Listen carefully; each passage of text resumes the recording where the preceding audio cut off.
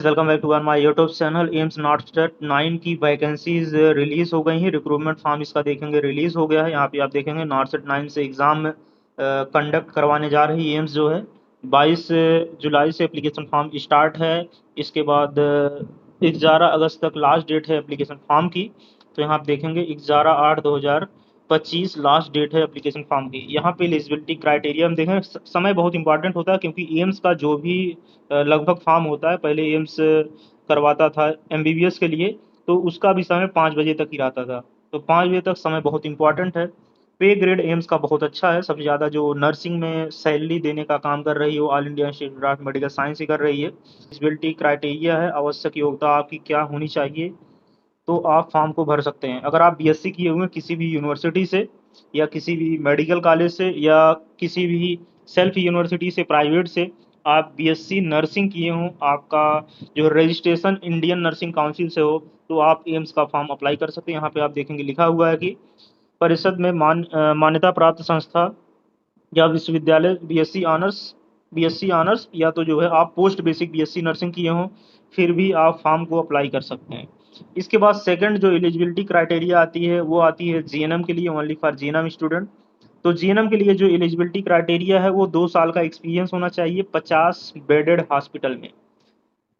2 साल का एक्सपीरियंस होना चाहिए, देखेंगे यहाँ पे लिखा हुआ है, क्योंकि हर जगह कॉमन होता है लगभग जीएनएम के लिए 2 साल का मिनिमम एक्सपीरियंस होना चाहिए। और न्यूनतम जो होना चाहिए वो 50 बेडेड हॉस्पिटल का 2 साल का एक्सपीरियंस होना चाहिए।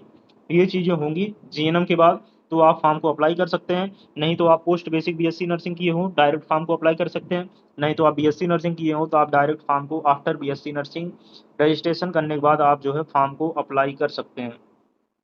आयु सीमा यहाँ पे निर्धारित की गई है। जो आयु सीमा है वो है 18 से लेकर 30 साल तक। अगर आप कैटेगरी वगैरह से हैं तो आपको जो है निर्धारित छूट जो है 2-4 साल की दे देते हैं, आपको फॉर्म अप्लाई कर सकते। लेकिन ये छूट नहीं देना चाहिए, क्योंकि ये हमारे हिसाब से ठीक नहीं है कि छूट किसी को दिया जा रहा है। सबके लिए सेम रखना चाहिए एलिजिबिल, ये कम से कम ये तो सेम रखिए। जो आयु सीमा है, जो एज की एलिजिबिलिटी आप लगाए हुए हैं, इसको हमारे हिसाब से जनरल ओबीसी एसटी जो भी हो कैंडिडेट को सेम रखना ही चाहिए। सामान्य ओबीसी के लिए जो फीस है वो 3,000 रुपये है। ये तो ठीक है, मान लीजिए ओबीसी का या सामान्य का है तो ठीक ठाक पैसे दे देगा। एसटी एससी का है, थोड़ा सा होते हैं तो उन लोग के लिए थोड़ा सा छूट मिल जाए, ठीक, अच्छी बात है। विकलांग के लिए जो है यहाँ पे छूट है, विकलांग ऐसे ही फॉर्म भर सकता है फ्री ऑफ कॉस्ट। तो विकलांग के लिए काफ़ी ज़्यादा हर जगह ऑफर होते हैं, ट्रेन से लेके बस से लेके सब जगह जो है वो फ्री सेवाएं भारतीय जो है संस्था का उठा सकते हैं। यहाँ पे आप देखेंगे पहले चरण में एग्जाम होगा, जो कि नारसेट का पहले चरण में एग्जाम होगा वो 14 सितंबर को होगा, रविवार को होगा।